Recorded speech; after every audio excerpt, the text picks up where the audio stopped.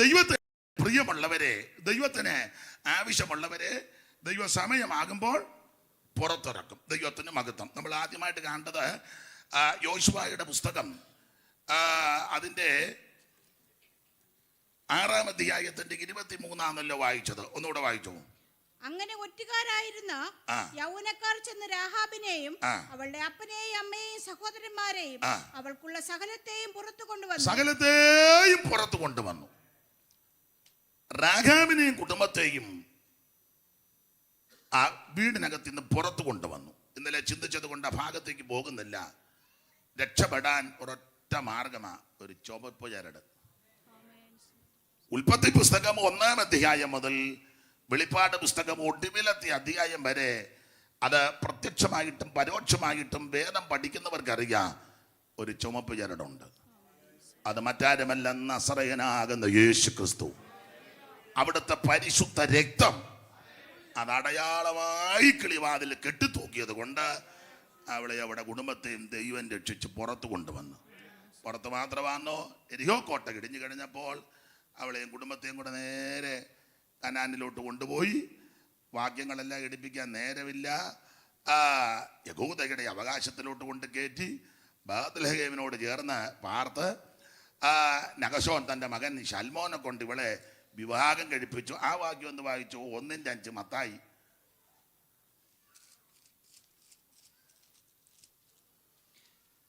ശൽമോൻ രഹാബിൽ ബോവസിനെ ജനിപ്പിച്ചു. ശൽമോൻ രഹാബിൽ ബോവസിനെ ജനിപ്പിച്ചു. യേശുക്രിസ്തുവിന്റെ വംശാവലി പട്ടികയിൽ ഈ മാന്യ സ്ത്രീയും കയറി. അവക്കൊരൊറ്റ കൈമുതൽ ഇതേ ഉള്ളു, വിശ്വാസം.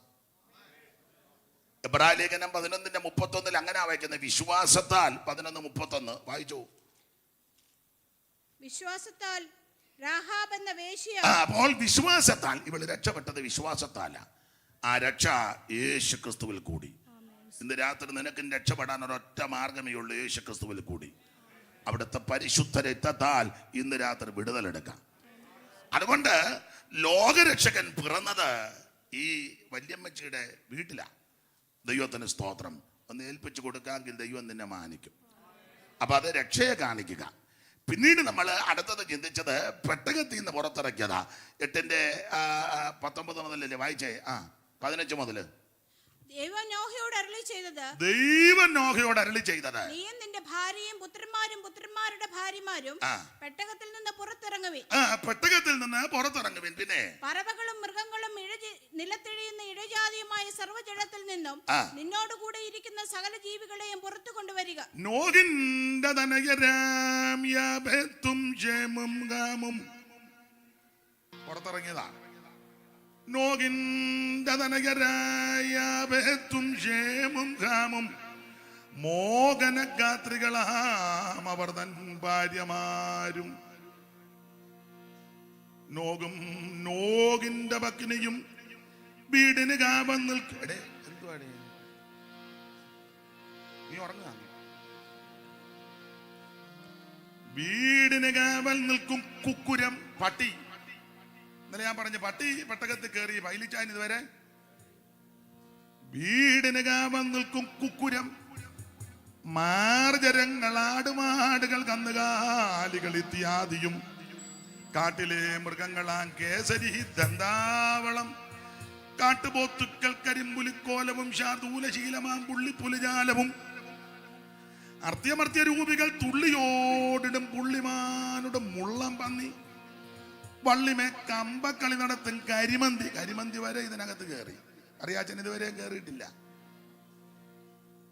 പള്ളിമേ കമ്പക്കളി നടത്തും കരിമന്തി, അളങ്ക്, അണ്ണിപ്പിള്ള, അരണയോന്തും എല്ലാം കയറിയെന്ന്. നീ ഇപ്പോഴും നിറം മാറിയിരിക്കുക ഓന്തിൻ്റെ. ഞായറാഴ്ച ഇവിടെ വരുമ്പം പ്രൈസ് ആൻഡ് വർഷിപ്പ്. ഈ ആ ഹോള് കഴിയുമ്പോൾ നീ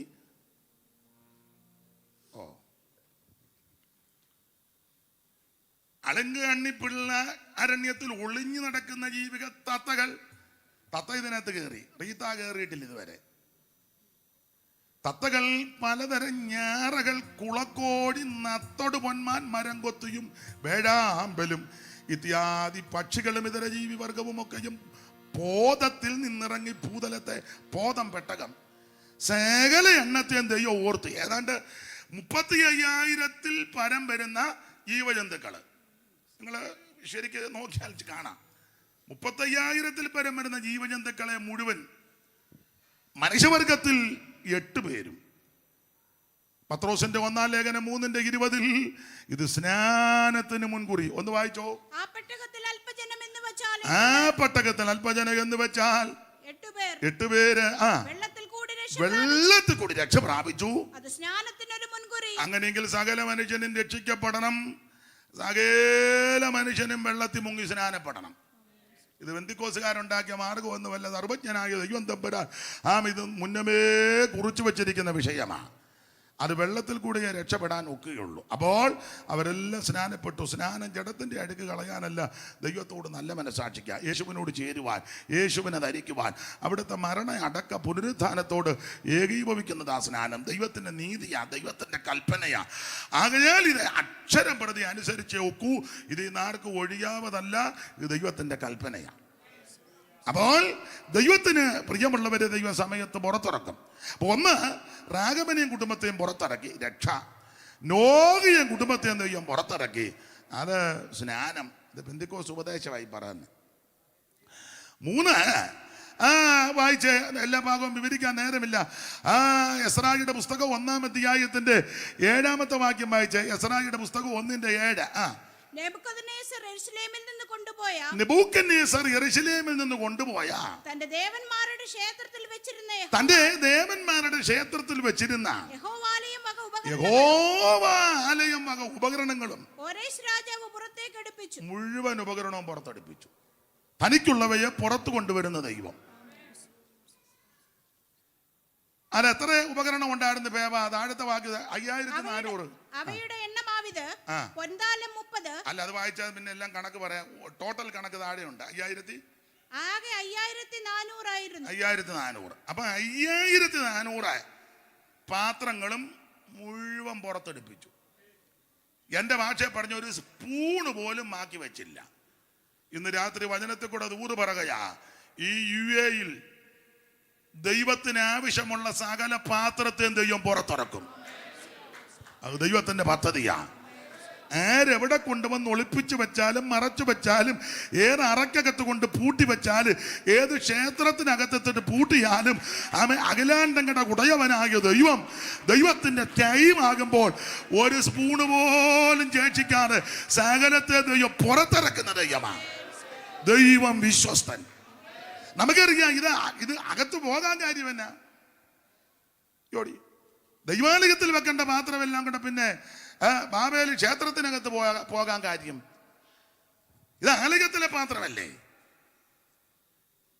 സ്തോത്രം. ഈ ആലയത്തിലെ പാത്രം പോകാൻ കാരണം യവന്മാര് ഗുണമല്ലതുകൊണ്ടാണ്. ഈ ദൈവത്തിന്റെ കൽപ്പനകളും ചട്ടങ്ങളും എല്ലാം പ്രമാണമെല്ലാം തെറ്റിച്ചപ്പം ദൈവം തമ്പുരാൻ പ്രവാചകന്മാരിൽ കൂടി പറഞ്ഞു, ഈ പോക്ക് പോയാൽ സൂക്ഷം ശത്രുവിന്റെ കയ്യിൽ കൊടുക്കും. ഈ വേറെ പുസ്തകത്തിൽ ഒരു പദമുണ്ട്, ഈ ദൈവം തമ്പുരാൻ ഇസ്രായേൽ മക്കളെ വിറ്റ് കളഞ്ഞെന്നൊരു പദമുണ്ട്. വിറ്റ് കളഞ്ഞു. അതെന്താ ഈ വിറ്റത്? നല്ല പദമാ, വിറ്റു. വിൽക്കുക എന്ന് പറഞ്ഞാൽ അവിടെ കൊടുത്തിരിക്കുന്ന ഒരു ചിന്ത, ദൈവത്തിന് ഇതുകൊണ്ട് ലാഭമൊന്നും ഇല്ല. ഇപ്പൊ ഉദാഹരണത്തിന് ജോൺ വർഗീസ് എൻ്റെ സ്നേഹിതനും കൂടാ. ജോൺ വർഗീസിന് ഒരു വണ്ടിയുണ്ട്. നാട്ടിലെ രീതി വെച്ചാ പറയുന്നത്. ഒരു വണ്ടിയുണ്ട്, കൂടി വണ്ടി നിൽക്കുകയും അത്യാവശ്യം പോകുമ്പം ബ്രേക്ക് ഡൗൺ ആയി പോവുകയും എന്നും ഇതിൻ്റെ പാർട്സ് മാറുകയും വർക്ക്ഷോപ്പിൽ കയറ്റുകയൊക്കെ ചെയ്യാമെന്നങ്ങ് വിചാരിക്കുക. എന്നാ ചെയ്യും? സത്യം പറയണം എന്നോട്, ഞാൻ അങ്ങോട്ട് വരാം. വിൽക്കുമെന്ന് പറഞ്ഞിട്ട് ഒരു സുഖം വരുന്നില്ല. നന്നായിട്ടൊന്ന് പറഞ്ഞേ. വിൽക്കും എന്നാലും ഒന്ന് പറ. കിട്ടുന്ന വിലയ്ക്ക് വിൽക്കും. അറിവുള്ളവർ പറയും, ജോൺ വർഗീസ് ഈ വണ്ടി വെച്ചോണ്ടിനി ഇരിക്കരുത്, നിങ്ങളുടെ പോക്കറ്റ് കാലിയാക്കുന്ന വണ്ടിയാ, കിട്ടുന്ന വിലയ്ക്ക് വിറ്റേക്കാൻ പറയും. ഇത് തന്നെ ദൈവം ഇസ്രായേൽ മക്കളെ വിറ്റത്. ഇവരെ ദൈവം തെരഞ്ഞെടുത്തത് പ്രത്യേക സമ്പത്താ, പ്രത്യേക ജനമാ. ദൈവത്തെ ആരാധിക്കാൻ, ദൈവത്തെ ഭജിക്കുവാൻ, ദൈവത്തിന് വേണ്ടി വീറോടെ നിൽക്കുവാൻ, ദൈവത്തിന്റെ പ്രമാണം കാക്കുവാൻ, ദൈവത്തിന്റെ വിശുദ്ധിയിൽ നിൽക്കുവാൻ ദൈവം തമ്പുരാൻ ഇവരെ തിരഞ്ഞെടുത്തു. വിളിച്ച വിളിക്ക് യോഗ്യമായിട്ട് പോകുന്നില്ല. അതുകൊണ്ട് ദൈവം തമ്പുരാൻ ഇവരെ വിറ്റു. ഒരു വാക്യമുണ്ട്, ഉപശാന്തി ഇല്ലാതാകുവോളം എന്നാ. അങ്ങനെ എഴുതിയേക്കുന്ന ആണ്ടാ ദിനവൃത്താന്തങ്ങളുടെ 2-ാം പുസ്തകം 36-ാം അധ്യായത്തിന്റെ 16 മുതലാന്ന് തോന്നുന്നു. ഒന്ന് വായിച്ചേ. അവരോ ദൈവത്തിന്റെ ദൂതന്മാരെ പരിഹസിച്ച് ഇസ്രായേല് പരിഹസിച്ച് അവന്റെ വാക്കുകളെ നിരസിച്ച് ഉപശാന്തി ഇല്ലാതാകും. ഒരു പോക്ക് വഴിയും കാണുന്നില്ല. പുരോഹിതന്മാർ ഇവരോട് യോജിച്ചു. പുരോഹിതൻ, അതിന് മേളിലൊരു വാക്യമുണ്ട്, പുരോഹിതന്മാരും ദൈവത്തിന് ഇഷ്ടമില്ലാത്ത ചെയ്തെന്ന ഇല്ലേ? 14-ാം വാക്യമല്ലേ? പുരോഹിതന്മാരെ പ്രധാനികളൊക്കെയും ജനവും ജാതികളുടെ സകല മ്ലേച്ഛതയെ പോലെ വളരെ എല്ലാം ഇതുപോലെ. അപ്പൊ ഇതെല്ലാം കുഴയാ കിടന്നേ. ആൾക്കാരെ നോക്കി, പണം നോക്കി, ഇന്നലെ പറഞ്ഞ പോയിന്റ് വരിക നോക്കി, ഉപദേശം ഒന്നും പറയുന്നില്ല, എല്ലാം കുഴയ. അങ്ങനെ ഇങ്ങനെയൊക്കെ ആകാന്നാ പറയുന്നത്.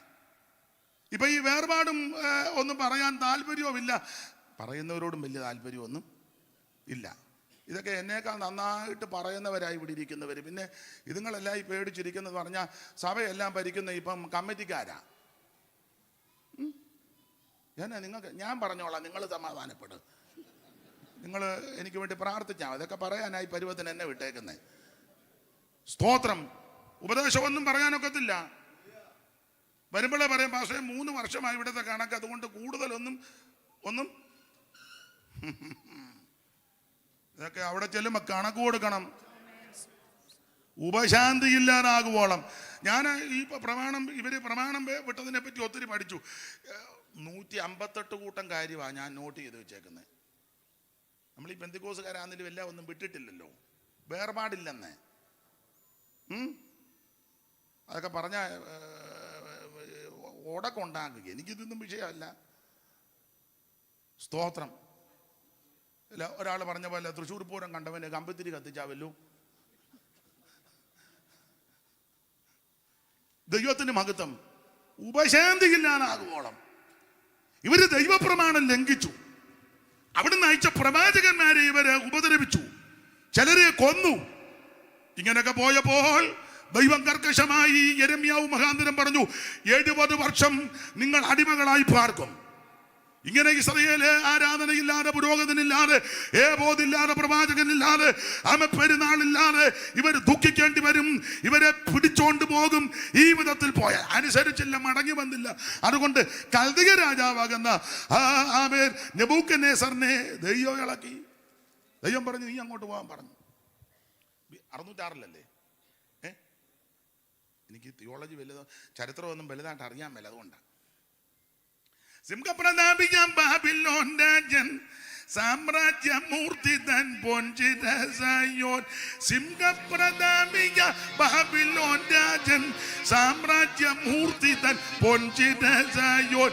BC 606 സ്വരാജ്യം സ്ഥാപിച്ചു തന്നിച്ച പോലെ നടത്തിന 5-ാം രാജിതം ഉണ്ടാമേ. പരമഞ്ചാം രാജിതം ഉണ്ടാ. തുഞ്ചിടാതെ കേൾക്കിൽ നിന്ന് നെഞ്ചിലാനന്ദം വളർത്തും.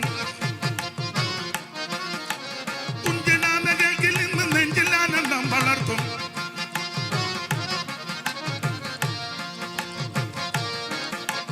തുഞ്ചിടാതെ കേൾക്കിൽ നിന്ന് നെഞ്ചിലാനന്ദം വളർത്തും. 5-ാം രാജിതം ഉണ്ടാമേ.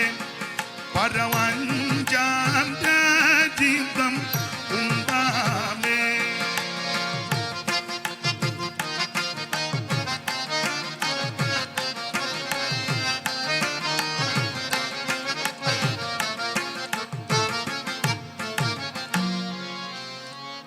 പുള്ളിക്കൊത്ത ഭംഗി വീര്യങ്ങൾ, പുള്ളിക്കളിക്കുന്ന ഗ്രീക്ക് സൈന്യങ്ങൾ.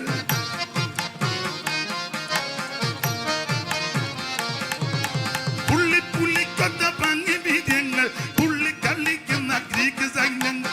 മാസിഡോണിൽ നിന്നുദിച്ചഴുകൊല്ല നിസ്തുല്യമാകഞ്ഞ മൊത്തത്രമാണ്. 5-ാം രാജിതം ഉണ്ടാമേ. പരമഞ്ചാം രാജിതം ഉണ്ടാമേ. തുഞ്ചിടാതെ കേൾക്കിൽ നിന്ന് നെഞ്ചിലാനന്ദം വളർത്തും. തുഞ്ചിടാതെ കേൾക്കിൽ നിന്ന് നെഞ്ചിലാനന്ദം വളർത്തും.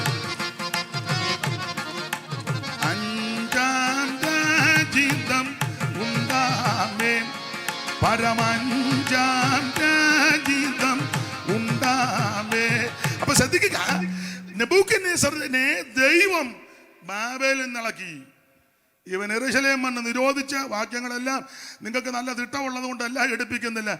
അടിച്ച് തൂത്ത് സകല എണ്ണത്തിനെയും പിടിച്ചുകൊണ്ട് പോയി. 25 ഒന്ന് വായിച്ചേ. രാജാക്കന്മാരുടെ 2-ാം പുസ്തകം 25-ാം അധ്യായത്തിന്റെ 1 മുതൽ ഓടിച്ച് 2-3 വാക്യം വായിച്ചേ.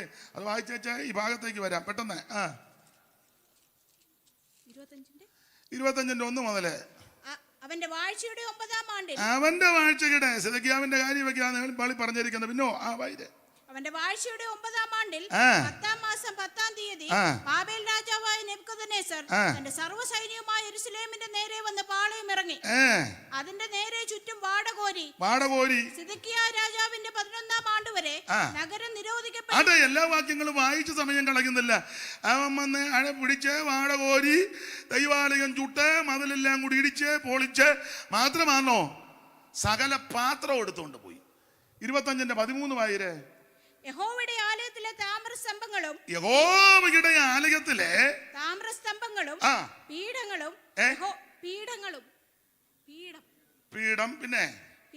യഹോവയുടെ ആലയത്തിലെ താമ്രം കൊണ്ടുള്ള കടലും കൽദയർ ഉടച്ചു കളഞ്ഞ് അവിടെ താമ്രം ബാബേലിലേക്ക് കൊണ്ടുപോയി. കലങ്ങളും ചട്ടുകങ്ങളും കത്രികകളും തവി ശുശ്രൂഷയ്ക്കുള്ള താമ്ര ഉപകരണങ്ങളൊക്കെയും സ്പൂണ് വരിവം കൊണ്ടുപോയി. ദൈവാലയത്തില് കലം കൊണ്ടുപോയി, ചട്ടുകം കൊണ്ടുപോയി, കത്രിക കൊണ്ടുപോയി,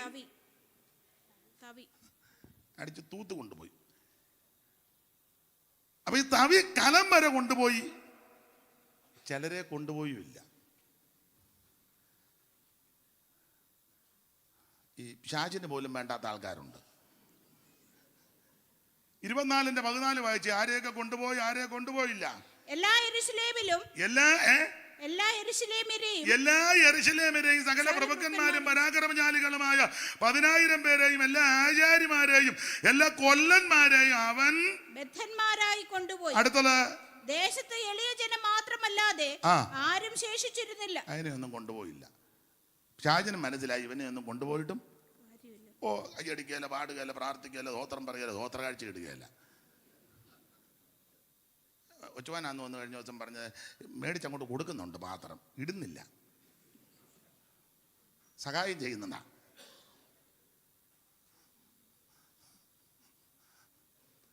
അപ്പൊ ഈ ഏതൊരുവിധ ഗുണവും വരുന്നില്ല.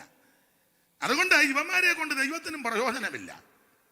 ദേശത്ത് എളിയ ജനമല്ലാതെ മറ്റാരും ശേഷിച്ചിരുന്നില്ല. ചുരുക്കി പറഞ്ഞാൽ അടിച്ചു പിടിച്ച് ഇവനെയെല്ലാം കൊണ്ടുപോയി. എല്ലാ വാക്യവും എടുപ്പിക്കുന്നില്ല. ആ ബാബേലിൽ ഇവന്റെ ദേവന്റെ ക്ഷേത്രത്തിൽ കൊണ്ടുപോയി സകല പാത്രങ്ങളും 5400 വരുന്ന പാത്രങ്ങൾ മുഴുവൻ ദേവന്റെ ക്ഷേത്രത്തിൽ കൊണ്ട് അടച്ച് ബന്ധിച്ചു. യെരൂശലേം തീയിട്ട് ചുട്ടു. എത്ര വാതിലുകളാ! ആട്ടിൻ വാതില്, മീൻ വാതില്, കുതിരവാതില്, കുപ്പവാതില്, അമ്മിത്കാത് വാതില്, നീർവാതില്, അവൻ താഴ്വര വാതില്, ഉറവ വാതില്, പിന്നെ കോൺ വാതില്, എബ്രഹിം വാതില്, കിഴക്കേ വാതിൽ അടക്കമുള്ള സകല വാതിലുകളും അടിച്ച് തൂത്ത് അടിച്ച് ഉടച്ച് നശിപ്പിച്ച് സകലത്തിനെ പിടിച്ചോണ്ടും പോയി. അവൻ ബദ്ധരാക്കി കൊണ്ടുപോയി. അവിടെ കൊണ്ട് ചെന്നിട്ട് പിന്നെ നമ്മൾ വചനം പഠിക്കുന്നല്ലോ, സിയോൻ ഗീതങ്ങളിലൊന്ന്, തങ്ങളുടെ കിന്നരങ്ങൾ അലരി വൃക്ഷ കൊമ്പുകളിൽ ഓരോന്നായി തൂക്കിയിട്ട് ഏറെ മനം പാടിടാതെ തങ്ങളുടെ കിന്നരങ്ങൾ അലരി വൃക്ഷ കൊമ്പുകളിൽ ഓരോന്നായി തൂക്കിയിട്ട് ഏറെ മനം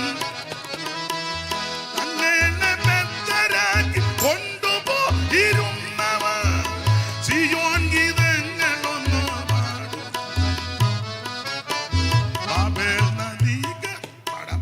എടുത്ത് പാടാൻ മേല. ഇവരെ ബദ്ധരാക്കി കൊണ്ടുപോയവര് സിയോൻ ഗീതങ്ങളിൽ പാടാം. എങ്ങനെ പാടാനാ? ഇതെല്ലാം തൂക്കിയിട്ടേച്ച് പരിവക്കേടായി. ചുരുക്കി പറഞ്ഞ ലോകം മുഴുവൻ വിധി എഴുതി ഒരൊറ്റ പാത്രം ഇനി പുറത്തിറക്കുകയല്ല. ഇത് കൊണ്ടുപോയത് ആരാ? സിംഹപ്രതാപിയാകുന്ന ബാബിലോൺ രാജന. അതല്ലയോ ദർശനം കണ്ടത്. ഒരു വലിയ മനുഷ്യന്റെ രൂപം, തലതങ്കം കൊണ്ട് നെഞ്ചും കയ്യും വെള്ളി കൊണ്ടും വയറുവരെയും താമ്രം കൊണ്ടും തുട ഇരുമ്പ് കൊണ്ടും കാലിന്റെ പാതി ഇരുമ്പും പാതി കളിമണ്ണും. അങ്ങനെ നിൽക്കുമ്പോൾ ആ കൈ തൊടാതൊരു കല്ല്. ഇതൊക്കെ ഞാൻ പ്രസംഗിക്കുന്നില്ല, അതൊക്കെ നന്നായിട്ട് പറയാനും പഠിപ്പിക്കാനും പ്രാപ്തിയുള്ള ധാരാളം ദൈവദാസന്മാരെ ദൈവം നമുക്ക് തന്നിട്ടുണ്ട്. അതുകൊണ്ട് ഞാൻ ആ ഭാഗത്തോട്ട് കൈ വെക്കുന്നില്ല, കാരണം വലുതായിട്ട് അറിയത്തുമില്ല. നാട്ടിലൊരു ഭാഷയുണ്ട്, വയ്യാത്ത പട്ടി എന്തിനാ കയ്യാല. അതുകൊണ്ടാണ്. എന്നല്ല ഒരു വരി വേണേ പാടി വിട്ടേക്കാം. ഉന്നതമായ ഗിരിക്ക് മേൽ നിന്ന് വന്നിടും കല്ലു പാതാന്തികെ ചെന്നു. ഉന്നതമായ ഗിരിക്കുമേൽ നിന്ന് വന്നിടും കല്ലു പാതാന്തികെ ചെന്നു. ചൂർണീകരിക്കും ഈ രാജ്യങ്ങൾ അന്ന് വന്ന കല്ലു വന്മലയ്ക്ക് തുല്യമായി നിറഞ്ഞു വാഴും.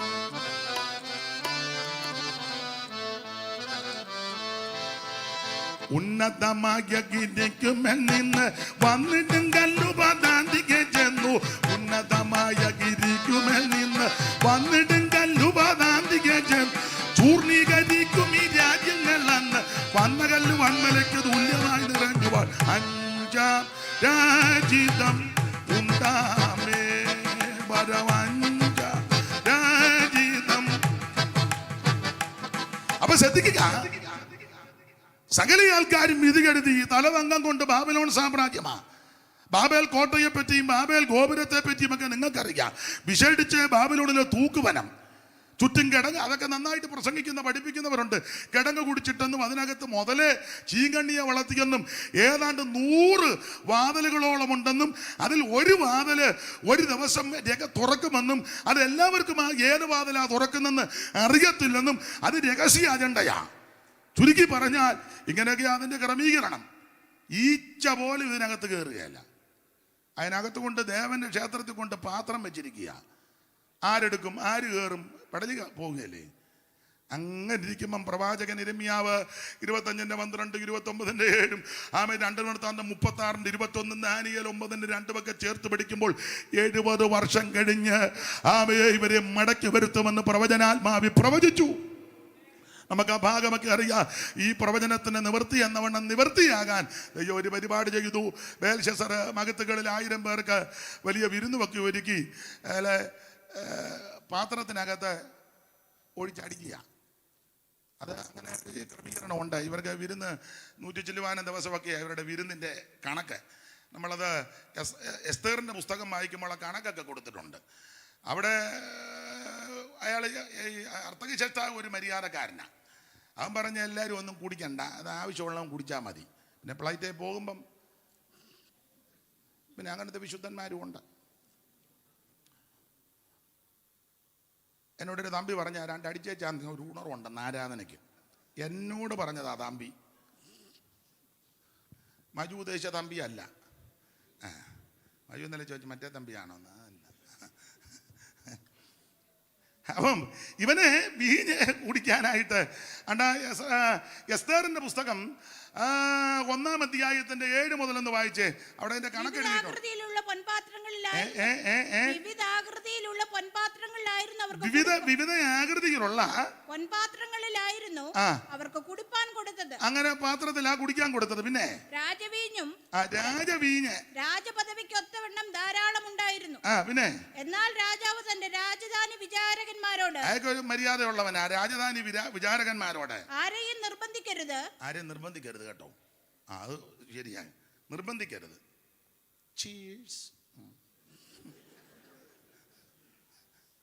എന്നാ നിങ്ങൾക്കൊരു ഊറിയ ചിരി.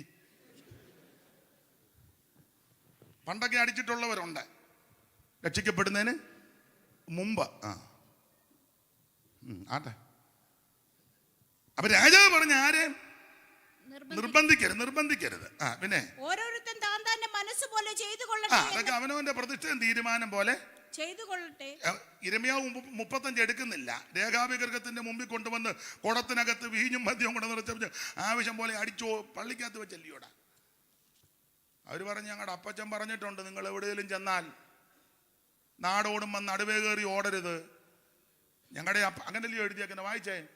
പിന്നെ ഞാൻ ആ. രേഖാഭിഗ്രഹക്കാരുടെ മുമ്പിൽ വീഞ്ഞു നിറച്ച് രേഖാഭിഗ്രഹക്കാരുടെ മുമ്പിൽ വീഞ്ഞു നിറച്ച് കുടങ്ങളും പാനപാത്രങ്ങളും വെച്ച് കോടക്കണക്കിന് കൊണ്ട് മദ്യം വെച്ചിരിക്കുക. പിന്നെ അവരോട് വീഞ്ഞു കുടിപ്പീനെന്ന് പറഞ്ഞു. വീഞ്ഞു കുടിപ്പിനെന്ന് പറഞ്ഞു. അവർ പറഞ്ഞത്, ആ, ഞങ്ങൾ വീഞ്ഞു കുടിക്കയില്ല. ഞങ്ങൾ വീഞ്ഞു കുടിക്കത്തില്ല. കാരണം എന്നാ? രേഖാബിന്റെ മകനായി ഞങ്ങളോട് രേഖാബിന്റെ മകനായി ഞങ്ങളുടെ പിതാവായ യോനാദാബ്, അതല്ലയോ പണ്ട് യോനാദാബും എലീയായും കൂടെ കണ്ടില്ലയോ? എന്റെ ഹൃദയം നിന്റെ ഹൃദയത്തോട് യോജിച്ചിരിക്കുന്നത് പോലെ നിന്റെ ഹൃദയം പരമാർത്ഥമായിട്ടിരിക്കുന്നു കൈ തരാൻ പറഞ്ഞു. ഞങ്ങളുടെ അപ്പച്ചൻ പ്രമാണം കാത്ത ആളാ. അപ്പച്ചനെ പല അപ്പച്ചന്മാരും ഒക്കെ പ്രമാണം കാത്തു. എല്ലാവരും അല്ലെങ്കിലും 2-3 തലമുറ വന്നപ്പോൾ പ്രമാണം വിൽക്കുന്ന കൊച്ചുമക്കളായി പലരും. എല്ലാവരും അല്ല. അപ്പച്ചന്മാര് ദൈവത്തെ സേവിച്ചു, ദൈവം നീതിയായിട്ട് ഇടപെട്ടു. അല്ല, ചിലർക്ക് ദൈവം നന്മ കൊടുക്കുമ്പോൾ അസൂയ ഉള്ളവരും ഉണ്ട്. പണ്ട് ഞാൻ എവിടാന്ന് എന്നോട് ചോദിക്കരുത്, യോഗം കഴിഞ്ഞ് ഞാൻ രഹസ്യമായിട്ട് പറയാം, പൊതുവെ പറഞ്ഞത്. ബഹുമാനപ്പെട്ട മൺമറഞ്ഞ BT ജോസഫ് അവറുകൾ വിളവിനാല് അദ്ദേഹം അനുഭവിച്ച പങ്കപ്പാടുകളും വ്യതകളും ഒക്കെ പഴയ ആൾക്കാർ പറഞ്ഞ് ഞാൻ കേട്ടിട്ടുമുണ്ട്. ചില അപ്പച്ചൻ്റെ തലയെ കൈവച്ച് പ്രാർത്ഥിച്ചിട്ടുമുണ്ട്. അപ്പോൾ ഒരിക്കലേ സഭയൊന്നും പറഞ്ഞില്ല, ഒരു സഭയിൽ അദ്ദേഹം വന്നു. അപ്പോൾ ആ സഭയിൽ മിടുക്കന്മാരൊത്തിരി ഉണ്ട്. എല്ലാം നല്ല നിരനിരന്നിരിക്കുക, എല്ലാം വലിയ പ്രഗത്ഭന്മാരാ, ഒന്നുക്കൊന്നൊക്കെ മെച്ചമാണ്. അപ്പോൾ അപ്പച്ചൻ അന്നേ ഒരു പുതിയ കാറിലാണ് വന്നേ. വണ്ടിയുടെ പേര് എന്തോ ടാറ്റ എസ്റ്റേറ്റോ അങ്ങനെ കണ്ട, ഇച്ചിരി നീളമുള്ളതാ. ഞാൻ ഓർക്കുന്നുണ്ടോ വണ്ടി? ആ, അപ്പം ഇവർ മക്കളാരാണ്ട് മേടിച്ചു കൊടുത്തതാ. അപ്പം അപ്പച്ചൻ ആ വണ്ടിയല്ല സഭായത്തിന് വന്ന്, അന്ന് ഞാനും സഭായത്തിനുണ്ട്. അപ്പം അപ്പച്ചൻ വന്നിറങ്ങിയപ്പം ഈ ഇരിക്കുന്ന ഒരപ്പച്ചൻ ഇങ്ങനെ നോക്കി. പുള്ളിക്ക് അത്ര ഇഷ്ടപ്പെട്ടില്ല. ബഹുമാനപ്പെട്ട VT ജോസഫ് അവർകൾ വന്നിരുന്നു. ഒടുവിൽ അദ്ദേഹത്തിന് ആ മെസ്സേജ് ഞാനും 2 വാക്ക് പറഞ്ഞു. എനിക്ക് അപ്പച്ചനിന്ന് കേൾക്കാനും കൂടെ ഞാനിരിക്കുക. അപ്പം അങ്ങനെ ഇരിക്കുമ്പോൾ സഭയിലെ ഒരു മൂപ്പൻ എഴുന്നേറ്റ് പറഞ്ഞു, ചില കാര്യം പറഞ്ഞു വന്ന്, ചില അസൂയ ഉണ്ട്, പറഞ്ഞു വന്നേച്ച് പറഞ്ഞു, ഓ ഇപ്പൊ പാസ്റ്റർമാർക്കൊക്കെ എന്നാത്തിൻ്റെ കുഴപ്പമാ, വലിയ വലിയ വണ്ടിയല്ലല്ലയോ വന്ന് ഇറങ്ങുന്നേ കണ്ടില്ലേ? അപ്പച്ചനൊന്നും മിണ്ടിയില്ല. അപ്പച്ചൻ മിണ്ടാഞ്ഞ് എനിക്കറിയാം അപ്പച്ചൻ്റെ ഊഴം വരട്ടെന്ന് ഓർത്താ.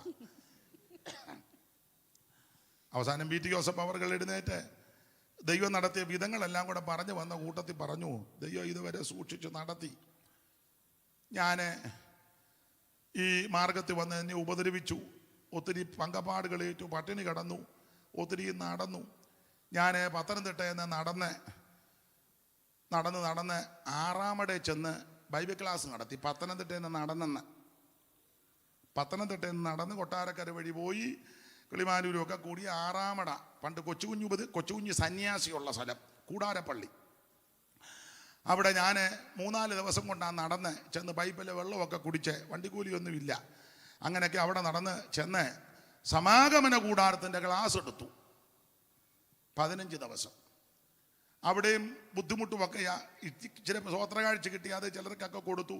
തിരിച്ച് അവിടുന്ന് നടന്ന് പത്തനംതിട്ട വന്നു. അത് കഴിഞ്ഞ് അത് ഷൗമേലി കുട്ടി കണ്ടില്ല. ഞാൻ കാറേ വന്നിറങ്ങിയത് ഷൗമേലി കുട്ടി കണ്ടു. അത് കഴിഞ്ഞ് തൃശ്ശൂർ ആൽപ്പാറക്കാര്, കിഴക്കേക്കൂട്ടാല ആൽപ്പാറ, അവരെല്ലാവരും കൂടെ ചേർന്ന് യോഗം നടത്തി. അപ്പോൾ അതുപോലെ തന്നെ ഞാൻ ഇവിടുന്ന് നടന്ന് കോട്ടയേറ്റുമാനിലൂടെ കൂടി, കൂത്താട്ടുകുളം കൂടി, മൂവാറ്റുപുഴ കൂടി നടന്ന് വാളകത്ത് ഒരു യോഗം നടത്തി. അന്ന് വാളകത്തൊരു ബാബുക്കുട്ടിച്ചാനുണ്ട്.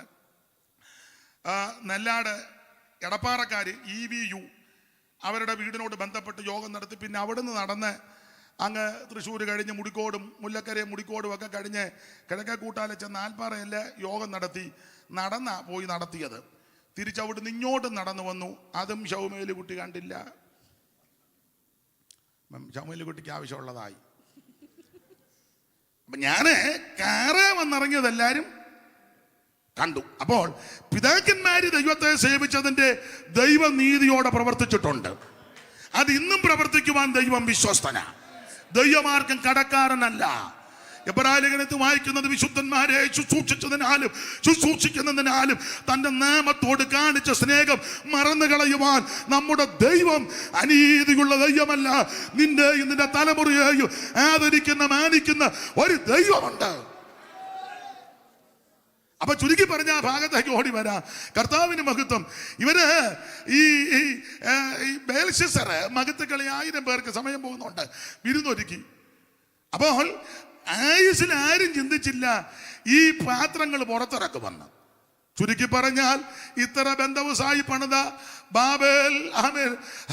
ബാബിലോൺ സാമ്രാജ്യം തൂക്കുവനം വരെ ചീങ്കണി കിടക്കുന്നു.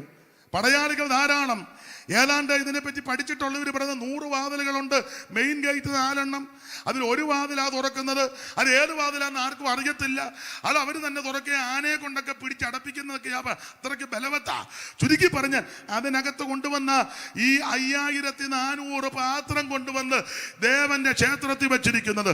എന്നാൽ പ്രവചനാത്മാവിൽ പ്രവാചകൻ പ്രവചിച്ചു, 70 വർഷം കഴിയുമ്പോൾ എന്റെ ജനത്തെ ഞാൻ മടക്കി വരുത്തും. 70 വർഷം പൂർത്തിയാകുന്ന സമയത്ത് മദ്യം കൊണ്ടുവന്ന് വീഞ്ഞു കൊണ്ടുവന്ന് ഇരമ്യാ പ്രവചനം ഞാൻ ഇനി എടുപ്പിക്കുന്നില്ല, അത് വിട്ടേര്, സമയമില്ല. അതുകൊണ്ടാ ചുരുക്കി പറഞ്ഞാൽ പൊൻവള്ളി പാത്രങ്ങളെ എടുത്തോണ്ട് വരാൻ പറഞ്ഞു.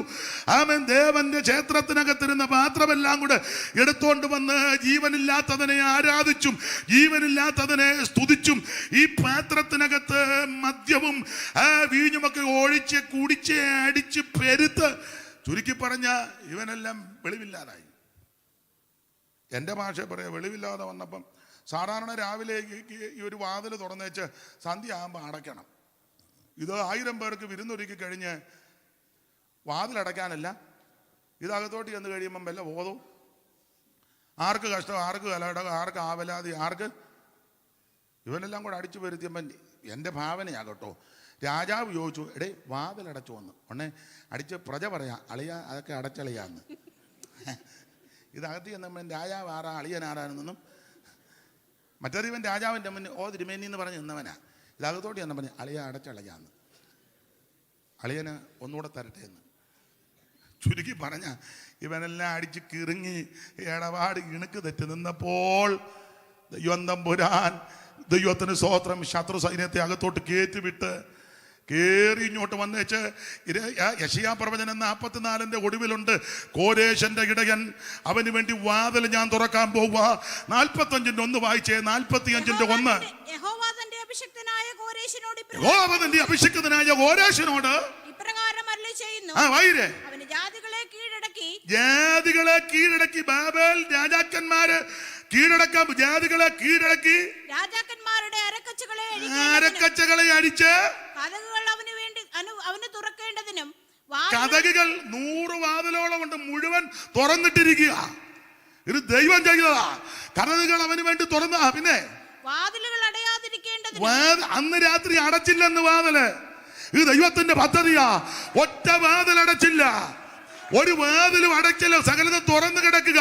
വാതിൽ അടയാതിരിക്കേണ്ടതിന് അവന്റെ വലം കൈക്ക് പിടിക്കുക. എന്തിനേറെ വിസ്തരിക്കാൻ നേരമില്ല, നിങ്ങൾക്ക് അറിയാമല്ലോ. സകല വാതിലും തുറന്നു, അകത്തോട്ട് അരച്ചു കയറി. അവൻ ദാനിയേൽ പ്രവചനം 5-ാം അധ്യായത്തിന്റെ ഒടുവിൽ അന്ന് രാത്രി ബേൽശസ്സർ കൊല്ലപ്പെട്ടു. മേദ്യർക്കും പേർഷ്യക്കും രാജ്യം കൊടുത്തു. എന്തിനേറെ കോരേശിന്റെ മനസ്സിനെ ദൈവം ഉണർത്തി. കോരേശ് ഇവരോട് ദൈവം പറഞ്ഞു, ദൈവത്തിന് സ്തോത്രം, ദൈവാലയം ഒക്കെ സകല എണ്ണവും പാത്രങ്ങൾ വെളിയിൽ കൊണ്ടുവരണം. എല്ലാം വിവരിക്കാൻ നേരമില്ല. 5400 പാത്രങ്ങൾ എണ്ണി ഒരു സ്പൂണ് പോലും അകത്തിട്ടില്ല. സകല പാത്രങ്ങളും എണ്ണി ദൈവത്തിന്റെ ത്യാഗമായപ്പോൾ ദൈവം പുറത്തിറപ്പിച്ചു. ഇന്ന് രാത്രി ഒരു കുഞ്ഞുങ്ങൾ നശിച്ചു പോകാൻ ദൈവം അനുവദിക്കത്തില്ല. തനിക്ക് പ്രിയമുള്ളവരെ വിടുവിക്കുന്ന ഒരു ദൈവമുണ്ട്. ഇന്ന് രാത്രി നീ വിശ്വാസത്തോടെ പ്രാർത്ഥിക്ക്. നിന്റെ കുടുംബത്തിനകത്തുള്ളതിനെ ദൈവം പുറത്തിറക്കും. നിന്റെ ചാർച്ചയിൽപ്പെട്ടവരെ ദൈവം പുറത്തിറക്കും. ഇന്ന് രാത്രി കയ്യും കെട്ടി വായും പൂട്ടിയിരിക്കാതെ വിശ്വസിച്ച് സ്തോത്രം ചെയ്യ്. ഒരു പാത്രം പോലെ നഷ്ടപ്പെട്ടു പോകത്തില്ല. ദൈവത്തിന് പ്രിയമുള്ള സകല പാത്രങ്ങളെയും ദൈവം ന്യായമാകുമ്പോൾ പുറത്തിറക്കും. വിശ്വസിക്കുന്നവർ ഇന്ന് രാത്രി ദൈവത്തിന് മഹത്വം കൊടുക്കുക. ഓ, നിനക്ക് വേണ്ടി ദൈവം വഴി തുറക്കുക. നിനക്ക് വേണ്ടി താമരതകളെ ദൈവം തുറന്നു തരും. ഇന്ന് രാത്രി വിശ്വസിച്ച് സ്തോത്രം ചെയ്യ്. ദൈവം നിനക്ക് വേണ്ടി അത്ഭുതം ചെയ്യുന്ന രാത്രി. ഈ രാത്രി മൗനമായിരിക്കാതെ വിശ്വസിച്ച് സ്തോത്രം ചെയ്യ്. വിശ്വസിച്ച് സ്തോത്രം ചെയ്യ്. സകല പാത്രങ്ങളെയും ഇന്ന് രാത്രി ദൈവം പുറത്തിറക്കട്ടെ. ആരും മൗനമായിരിക്കാതെ ഇന്ന് രാത്രി ദൈവത്തിന് മഹത്വം കൊടുക്ക്. ദേവന്റെ ക്ഷേത്രത്തിനകത്ത് ബന്ധിച്ച സകല പാത്രങ്ങളും ഇന്ന് രാത്രി ദൈവം പുറത്തിറക്കും.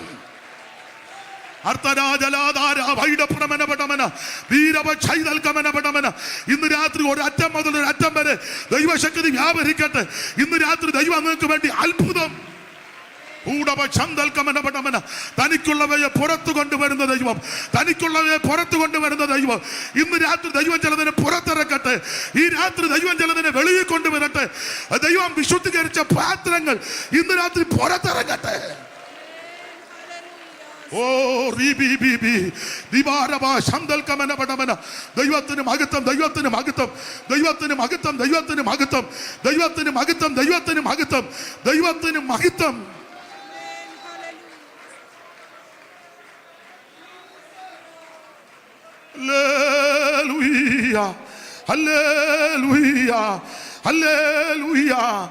ദൈവത്തിന് മഹത്വം. തനിക്കുള്ളവയെ പുറത്തു കൊണ്ടുവരുന്ന ദൈവം രാഹാബിനെയും കുടുംബത്തെയും പുറത്തു കൊണ്ടുവന്നു. ദൈവത്തിന് മഹത്വം. 2 നോഹയെയും കുടുംബത്തെയും പുറത്തിറക്കി. ഇവിടെ യഹോവാലയം വക മുഴുവൻ പാത്രം. ഇതെന്തിനാണെന്നറിയാമോ? ആരാധനയ്ക്കുള്ള പാത്രമാണ്. സ്തോത്രം. അങ്ങനെയെങ്കിൽ ആമേൻ, ദൈവത്തെ ആരാധിക്കേണ്ടവരെ ദൈവം സമയത്ത് പുറത്തിറക്കും. ആരെ ആരാധിക്കണം, ആരെ ആരാധിക്കരുത്, ആരാധിക്കണം, ഇതൊക്കെ വേറെ പുസ്തകത്തിലെ ഉപദേശങ്ങളാണ്. ദൈവത്തിന് ആരെ ആരാധിക്കണം? ദൈവത്തെ മാത്രം ആരാധിക്കണം. ഏകദൈവം, നിത്യദൈവം, സത്യദൈവം, സാക്ഷാൽ ദൈവം, ജീവനുള്ള ദൈവം, ഒരേ ഒരു ദൈവം, അത് സർവശക്തനായ ദൈവം. ദൈവത്തിന് മകത്ത് വേറെ ആരെ ആരാധിക്കരുത്. ദൈവത്തെ മാത്രമേ ആരാധിക്കാവൂ. മനുഷ്യനെ ആരാധിക്കരുത്, മൃഗത്തെ ആരാധിക്കുക. ഇഴജാതി, പറവജാതി, സൂര്യൻ, ചന്ദ്രൻ, ഈ നക്ഷത്രഗോളങ്ങൾ, ഭൂചര കേചര വസ്തുക്കൾ, ഇതിന് ഒന്ന് പാസ്റ്റർമാരെ ആരാധിക്കരുത്. ഇപ്പൊ അതാ പാസ്റ്ററെ അങ്ങ് പോയി, പാസ്റ്ററുടെ ഒരു ആരാധകനാ എൻ്റെ അടുക്ക വന്നേക്കരുത്. നീ ദൈവത്തെ ആരാധിക്കേ. നീ അങ്ങനെ പറഞ്ഞാൽ ഞാനും അടിമേടിക്കും, അല്ല ഈ ദൈവദാസന്മാരും അടിമേടിക്കും. ആ വാചകമേ പറയരുത്. സ്തോത്രം. വേണേ പറഞ്ഞോ, പാസ്റ്ററെ സ്നേഹിക്കുന്നു, ബഹുമാനിക്കുന്നു, ദൈവദാസന്റെ ശുശ്രൂഷ ഇഷ്ടമാണ്, അതൊക്കെ പറഞ്ഞു. പാസ്റ്ററെ ഒരു ആരാധകനാ, വ്യായ നിന്നെ എടുത്ത് അടിക്കും. പുള്ളി ആ ഭാഗത്തേക്ക് ഞാൻ പിന്നെ വരുന്നുണ്ട്, അന്നേരം വരാം. അടിച്ച് കൃമിക്കരയായത്. ദൈവത്തിന് മഹത്വം. ആരാധനയ്ക്ക് യോഗ്യൻ ദൈവമാണ്. ഏത് ദൈവം? സത്യദൈവം. ഈ കാണുന്ന സകല ചരാചരങ്ങളെ സൃഷ്ടിച്ചൊരു ദൈവമുണ്ട്. എനിക്ക് ദൈവത്തെ പറ്റി ചൊല്ലുന്നതൊക്കെ ഇഷ്ടമാണ്. 2 ശീലം ഞാൻ ചൊല്ലുക. ആരാ ദൈവം? എന്താ ദൈവം? സകല ലോകങ്ങൾക്കും അധികാരണമിവൻ, സകല ഭൂതങ്ങൾക്കും ആകാരപ്രദനിവൻ, സകല ദേവവൃന്ദവന്ദിത പദാംബുജൻ, സകല നിഷ്കലത്വം പേറും പെരിയവൻ,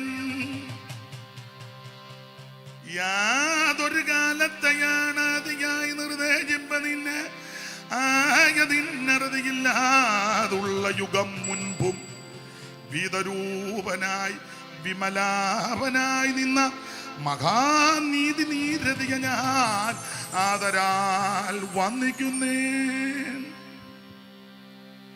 സകല ലോകങ്ങൾക്കും അധികാരണം ഇവൻ, സകല ഭൂതങ്ങൾക്കും ആകാരപ്രദനിവൻ, സകല ദേവവൃന്ദവന്ദിത പദാംബുജൻ, സകല നിഷ്കലത്വം പേറും പെരിയവൻ, ആഗമാകാരന്മാരില്ലാതവൻ, മോദതും സർവാഗമ പൊരുളാകും ഈ പരാശക്തിക്ക്.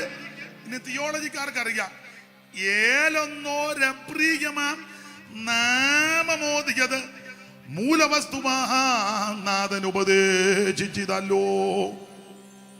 സ്ഥാപനത്തിലൊക്കെ തിയോളജി നിങ്ങൾ ജോൺ വർഗീസും ഒക്കെ തിയോളജി പാപ്പച്ചാനും ഒക്കെ നിങ്ങൾ ബൈബിൾ സ്കൂളും ഒക്കെ നടന്നത് സർട്ടിഫിക്കറ്റും ഒക്കെ കൊടുക്കുന്നതുകൊണ്ട് നിങ്ങൾക്കറിയാം. ഏലന്തോര പ്രിയമാം നാമമോദികത മൂലവസ്തുനാഥൻ ഉപദേശിച്ചതല്ലോ.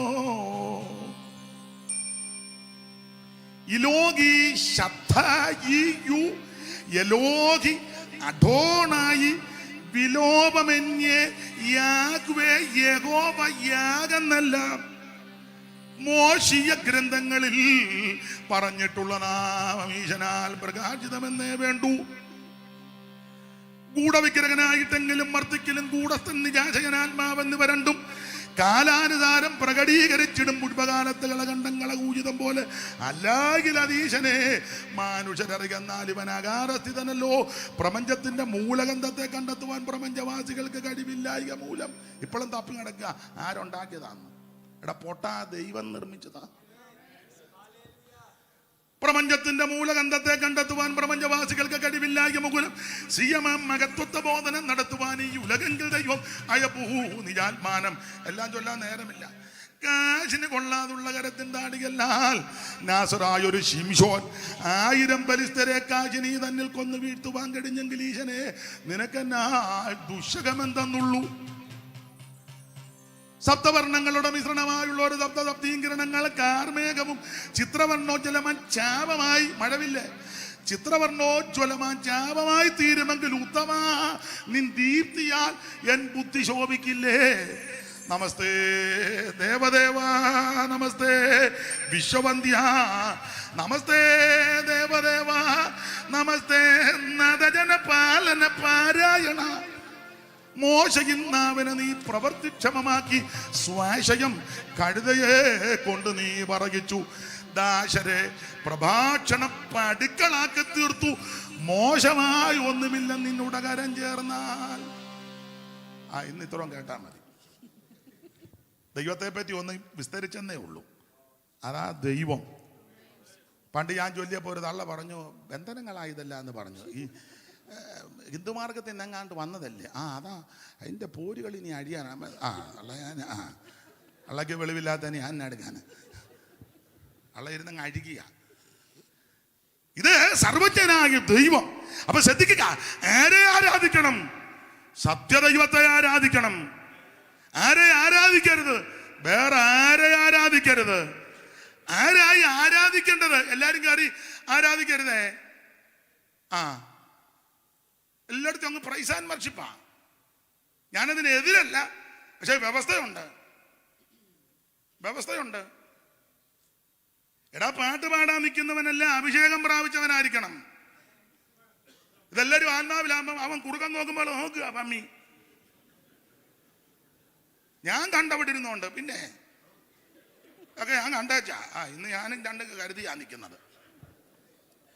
നീ അഭിഷേകം പ്രാപിക്കണം. മാത്രമാണോ തിരുമേശ എടുക്കണം. തിരുമേശയായിട്ട് വരുമ്പോ ട്രാഫിക് പോലീസിനെ പോലെ നിൽക്കരുത്. ഇതൊക്കെ ഉപദേശ വിഷയങ്ങളാ. കമ്മിറ്റിയിലുള്ളവനും അഭിഷേകം പ്രാപിക്കണം. കമ്മിറ്റി ഞാൻ പറഞ്ഞു മുടിച്ച ഭാഗ്യം കുത്തിക്കൊണ്ടിങ്ങനെ ഞെളിഞ്ഞാ പോരാ. നീ ആത്മാവിൽ നിറഞ്ഞ് ദൈവത്തെ ആരാധിക്കണം. അങ്ങനെ അഭിഷേകം പ്രാപിച്ച കമ്മിറ്റിക്കാരുമുണ്ട്, പാട്ടുകാരുമുണ്ട്. ആരാധന അവരെ ഓർത്ത് ദൈവത്തെ സ്തുതിക്കുന്നു. ആക്ഷേപിച്ചതല്ല. ഇതുവരെ പ്രാപിച്ചില്ലെങ്കിൽ ഇന്ന് രാത്രി ദൈവത്തോട് പ്രാർത്ഥിക്കുക. ഇതാരുടെയും കുത്തകയല്ല, ഒരു സഭക്കാരുടെയും കുത്തകയല്ല, ഒരു പാസ്റ്റർമാര് ഇറക്കി തരുന്നതല്ല. ദൈവത്തിന്റെ ദാനമാ. അത് പകരുവാൻ ദൈവം വിശ്വസ്തനുമാ. Praise the Lord. ആരെ ആരാധിക്കണം? ദൈവത്തെ ആരാധിക്കണം. ആരെ ആരാധിക്കരുത്? വേറെ ആരെ ആരാധിക്കരുത്. ആരാ ആരാധിക്കേണ്ടത്? എല്ലാവരും അല്ല. ഒറ്റ വാക്കി പറഞ്ഞ ഭാഗം വിടാം. മിസ്രൈമിൽ ഏതാണ്ട് 430 വർഷം പാർത്തു. ആരാധിച്ചതായിട്ട് വാക്യമില്ല. ചാപ്പാട് കഴിച്ചെന്ന് വാക്യമുണ്ട്. അതിനാണല്ലോ തെള്ളും ബഹളവും. ആരാധനയുടെ സമയത്ത് വന്ന് പക്ഷേ ആ വാക്യം ആ പാട്ട് ഭക്ഷണം ഒന്ന് കഴിയട്ടെ, ഭക്ഷണത്തിന് അന്നേരം ചോദിച്ചല്ലയോ മേടിക്കുന്നേ. അച്ചാർ എത്ര കൃത്യമായിട്ട് ക്ലിയറായിട്ട് പറയുന്നുമുണ്ട്. പപ്പടം എന്നാ വാക്യം ഒന്ന് പറയാമോ? അതവിടെ നിൽക്കട്ടെ, വെറുതെ ഒരു അലോഗ്യം ഉണ്ടാക്കുന്നില്ല. ഞാൻ എന്നെയും കൂടെ പ്രതിയാക്കിയായി പറയാന്നേ. അഭിഷേകം പ്രാപിച്ച് ദൈവത്തെ ആരാധിക്കണം. ഇത് പെന്തിക്കോസിന്റെ ഉപദേശമാ. സ്തോത്രം. ആമേൻ. അഭിഷേകം പ്രാപിച്ചവരായിരിക്കണം ഇത് നിയന്ത്രിക്കേണ്ടത്. ദൈവത്തിന് മഹത്വം. ചുരുക്കി പറഞ്ഞാൽ ഇവര് 430 വർഷം പാർത്തു, ഒറ്റ ഒരെണ്ണം ആരാധിച്ചെന്ന് വാക്യമല്ലേ.